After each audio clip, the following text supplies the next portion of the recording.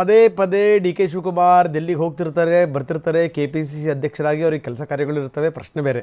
ಆದರೆ ಇಲ್ಲಿ ತನಕ ಹೋಗಿರೋದು ಒಂದು ಕಥೆ, ಈಗ ಹೋಗಿರೋದು ಇನ್ನೊಂದು ರೀತಿಯಲ್ಲಿ. ಒಂದು ಲೆಕ್ಕದಲ್ಲಿ ರೆಡಿ ಮಾಡಿಕೊಂಡೇ ಹೋಗಿದ್ರೇನೋ ಡಿ ಕೆ.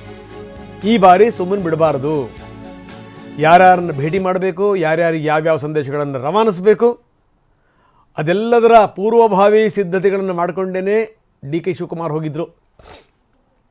ಹಿಂಗಾಗೇ ಯಾವುದಕ್ಕೆ ಹೋಗ್ತಾ ಇದ್ದೀನಿ, ಏನು ಎತ್ತ, ಯಾರನ್ನು ಭೇಟಿ ಮಾಡ್ತಾ ಇದ್ದೀನಿ ಏನೂ ಹೇಳಿರಲಿಲ್ಲ. ನಾವೆಲ್ಲ ಹೇಳ್ತಾ ಇದ್ವಿ ಹಿಂಗೆ ಹೋಗ್ತಾ ಇದ್ದಾರೆ, ಈ ಹೋಗೋದೇ ರಾಜಕೀಯ ಕಾರಣಕ್ಕೆ, ಇನ್ನೇನು ಬೇರೆ ಇರುತ್ತೆ, ಪ್ರಶ್ನೆ ಬೇರೆ.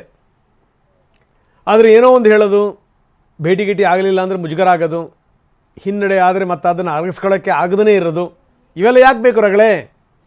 ಹೀಗಾಗಿ ಡಿ ಕೆ ಏನೂ ಹೇಳಿರಲಿಲ್ಲ. ಅಂತೂ ಇಂತೂ ಈಗ ಹೈಕಮಾಂಡ್ ಒಂದು ನಿರ್ಧಾರಕ್ಕೆ ಬಂದಿದೆ, ಇಬ್ಬರನ್ನು ಕೂಡ ಕರಿತಾ ಇದೆಯಂತೆ.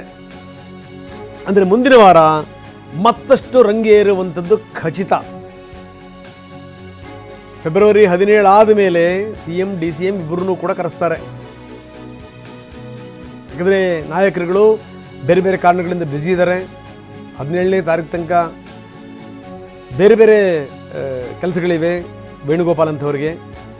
ಹೀಗಾಗಿ ಏನಂದ್ರೆ ಅದಾದ ನಂತರ ನಾಯಕರನ್ನ ಕರೆಸ್ತಾರೆ. ನಾಯಕರನ್ನ ಕರೆಸಿ ಆದ ಮೇಲೆ ಒಂದು ಒಟ್ಟೊಟ್ಟಿಗೆ ಕೂಡಿಸಿ ಮಾತಾಡಬೇಕು ಅಥವಾ ಸಪರೇಟಾಗಿ ಮಾತಾಡಬೇಕು. ಅದಾದ ನಂತರ ಬೆಂಬಲಿಗರ ಜೊತೆಗೂ ಕೂಡ ಮಾತಾಡಬೇಕು ಅಂತ ಹೈಕಮಾಂಡ್ ಪ್ಲಾನ್ ಹಾಕ್ಕೊಂಡಿದೆಯಂತೆ. ಇದು ಅಂದರೆ ಫೆಬ್ರವರಿ 17ರ ನಂತರ ಮತ್ತಷ್ಟು ರಾಜಕೀಯ ಚಟುವಟಿಕೆಗಳು ಗರಿಗೆದರುವಂಥದ್ದು ನಿಶ್ಚಿತ.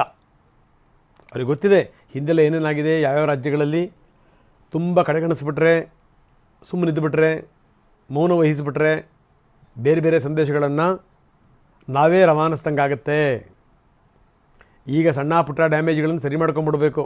ಈಗಲೇ ಸಣ್ಣ ಪುಟ್ಟದ್ದೇನು ಆಗಿಲ್ಲ, ಅದು ಈಗಾಗಲೇ ಒಂದು ಲೆಕ್ಕದಲ್ಲಿ ಸ್ಟೇಜ್ 2 ದಾಟೋಗ್ಬಿಟ್ಟಿದೆ. ಸ್ಟೇಜ್ 3 ಸ್ಟೇಜ್ 4 ಆದರೆ ಏನಾಗ್ಬೋದು? ಅದು ಮಾರಣಾಂತಿಕ ರೋಗವಾಗಿ ಕಾಡುತ್ತೆ ಪಕ್ಷಕ್ಕೆ.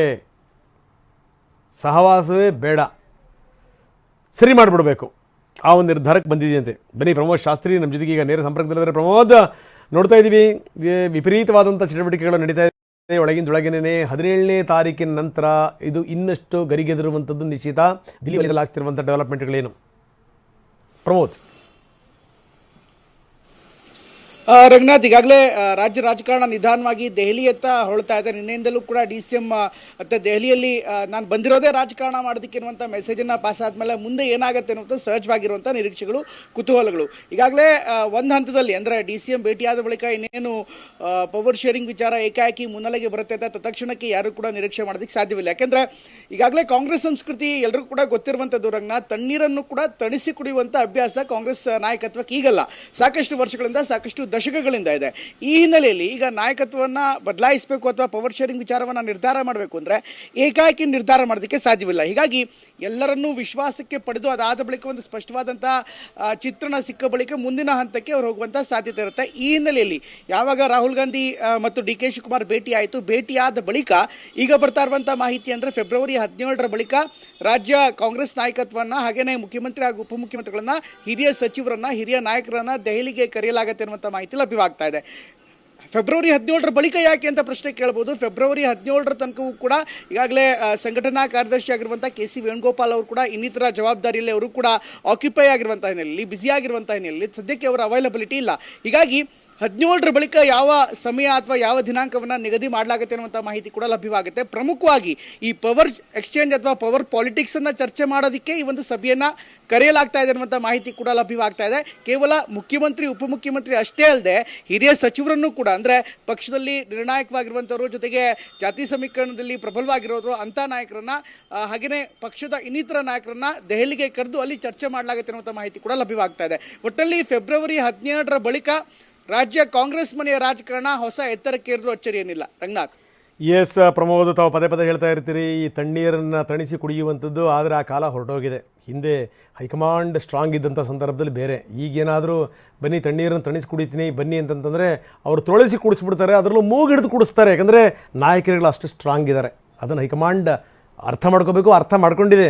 ಇನ್ನು ತಡ ಆದರೆ ಅಧ್ವಾನ ಗ್ಯಾರಂಟಿ. ಯಾಕಂದರೆ ಈ ಬಾರಿ ಡಿ ಕೆ ಹೋಗಿ ಮಾತಾಡ್ತಿರುವಂಥ ರೀತಿಯ ಧಾಟಿ ಇದೆಯಲ್ಲ, ಅವರ ಲ್ಯಾಂಗ್ವೇಜ್ ಆ್ಯಂಡ್ ಬಾಡಿ ಲ್ಯಾಂಗ್ವೇಜ್, ಈ ಬಾರಿ ಅವರು ಹಿಂದೆಂದಿಗಿಂತ ತುಂಬ ಚೆನ್ನಾಗಿ ಹಕ್ಕನ್ನು ಮಂಡಿಸಿದ್ದಾರೆ. ಹೊರಗಡೆ ಬಂದಾದ್ಮೇಲೆ ಅದನ್ನೇ ಮಾತಾಡಿದ್ರು, ನಾನು ಬಂದಿರೋದೇ ರಾಜಕಾರಣ ಮಾಡೋಕ್ಕೆ, ನಾನೇನು ಗಾಳಿ ಕುಡಿಯೋಕೆ ಬಂದೀನಿ. ಸಾಮಾನ್ಯವಾಗಿ ಹೈಕಮಾಂಡ್ ನಾಯಕರ ಜೊತೆಗೆ ಮಾತಾಡಿ ಬಂದಾದ್ಮೇಲಿಂದ ಎಂದೂ ಕೂಡ ಡಿ ಕೆ ಈ ರೀತಿ ಮಾತಾಡಿರಲಿಲ್ಲ. ನಾವು ಹೈಕಮಾಂಡ್ ಮೇಲೆ ನಂಬಿಕೆ ಇಟ್ಟಿದ್ದೀವಿ, ನಾನು ಪಕ್ಷನಿಷ್ಠ, ಕಾಂಗ್ರೆಸ್ಸು ನಮ್ಮ ಮನೆ ದೇವರಿದ್ದಂಗೆ, ನಾಯಕರುಗಳು ನಮ್ಮ ದೇವರುಗಳು, ದಿಲ್ಲಿ ನಮ್ಮ ದೇವಸ್ಥಾನ, ಈ ರೀತಿ. ಆದರೆ ಈಗ ಅವ್ರು ಮಾತಾಡೋ ರೀತಿ ಇದೆಯಲ್ಲ, ಅದು ಬನ್ನಿ ಈ ಎಲ್ಲ ಮಾತುಕತೆ ಆದಮೇಲೆ ಡಿ ಕೆ ಬಂದು ಹೊರಗಡೆಗೆ ಯಾವ ರೀತಿ ಗುಟ್ರ ಹಾಕಿದ್ರು ನೋಡೋಣ. ನಾನು ಡೆಲ್ಲಿಗೆ ಬಂದಮೇಲೆ ನಾನು ಎಲ್ಲರನ್ನೂ ಭೇಟಿ ಮಾಡಲೇಬೇಕಲ್ಲ. ರಾಹುಲ್ ಗಾಂಧಿ ಅವ್ರನ್ನೂ ಭೇಟಿ ಮಾಡಿದ್ದೀನಿ, ಪ್ರಿಯಾಂಕಾ ಗಾಂಧಿ ಅವ್ರನ್ನೂ ಭೇಟಿ ಮಾಡಿದ್ದೀನಿ, ಮಲ್ಲಿಕಾರ್ಜುನ್ ಖರ್ಗೆ ಸಾಹೇಬ್ರನ್ನೂ ಭೇಟಿ ಮಾಡಿದ್ದೀನಿ, ವೇಣುಗೋಪಾಲ್ನೂ ಭೇಟಿ ಮಾಡಿದ್ದೀನಿ, ಸುರ್ಜಿವಾಲನೂ ಭೇಟಿ ಮಾಡಿದ್ದೀನಿ. ನಾನು ಒಳಗಡೆ ಏನು ಮಾತಾಡಿದೆ, ಯಾರ್ಯಾರ ಹತ್ರ ಮಾತಾಡಿದೆ ಅಂತ ನಾನೇನು ಡಿಸ್ಕ್ಲೋಸ್ ಏನು ಮಾಡಬೇಕಾದಂಥ ಅವಶ್ಯಕತೆ ಇಲ್ಲ. ಬೀದಿಯಲ್ಲಿ ನಿಂತ್ಕೊಂಡು ನಾವೆಲ್ಲ ಅದೆಲ್ಲ ರಾಜಕಾರಣ ಮಾತಾಡೋದು ಇಲ್ಲ. ನಾವು ನಮ್ಮ ವರಿಷ್ಠರನ್ನ ಭೇಟಿ ಮಾಡಿದ್ದೀವಿ, ಏನೇನು ಮಾತಾಡಬೇಕು ಮಾತಾಡಿದ್ದೀವಿ. ನಾನು ಬಂದಿರೋದೇ ರಾಜಕಾರಣ ಮಾಡಲಿಕ್ಕೆ, ಎಲ್ಲ ವಿಚಾರನ ಮಾತಾಡದೆ ಬರೀ ಸುಮ್ಮನೆ ಇಲ್ಲಿ ಬಂದು ಈ ಗಾಳಿ ಕುಡ್ಕೊಂಡು ಹೋಗಿ ಬಂದಿದ್ದೀವ. ನಾವು ಏನೇನು ಬೇಕೋ ನಾವು ಮಾತಾಡಿದ್ದೀವಿ, ಕಾಲ ಎಲ್ಲದಕ್ಕೂ ಉತ್ತರ ಕೊಡ್ತದೆ. ನನಗೆ ಯಾವತ್ತೂ ಯಶಸ್ಸು ಬಂದಿದೆ, ಸ್ವಲ್ಪ ಶ್ರಮ ಇರ್ತದೆ, ಫಲ ಸಿಗ್ತದೆ ಅಷ್ಟೇ. ಇನ್ನು ದೆಹಲಿನಲ್ಲಿ ಒಂದು ಲೆಕ್ಕದಲ್ಲಿ ಡಿ ಕೆ ಶಿವಕುಮಾರ್ ಗೇಮನ್ನು ಹೆಣಿತಾ ಇದ್ದಾರೆ, ತಂತ್ರಗಾರಿಕೆ ಹೆಣಿತಾ ಇದ್ದಾರೆ. ಈ ಕಡೆಗೆ ಸಿದ್ದರಾಮಯ್ಯ ಬಜೆಟ್ ಮಂತ್ರವನ್ನು ಜಪಿಸ್ತಾ ಇದ್ದಾರೆ. ನಾನೇ ಬಜೆಟ್ ಮಂಡಿಸೋದು ಅಂತ ಕೂಡ ಸಿದ್ದರಾಮಯ್ಯ ಹೇಳಿದ್ದಾರೆ. ಮಾರ್ಚ್ 6ಕ್ಕೆ ಡೇಟ್ ಕೂಡ ಫಿಕ್ಸ್ ಆಗಿದೆ. 17ನೆಯ ಬಜೆಟ್, ದಾಖಲೆಯ ಬಜೆಟ್, ದಾಖಲೆ ಆಗೋಗ್ಬಿಟ್ಟಿದೆ.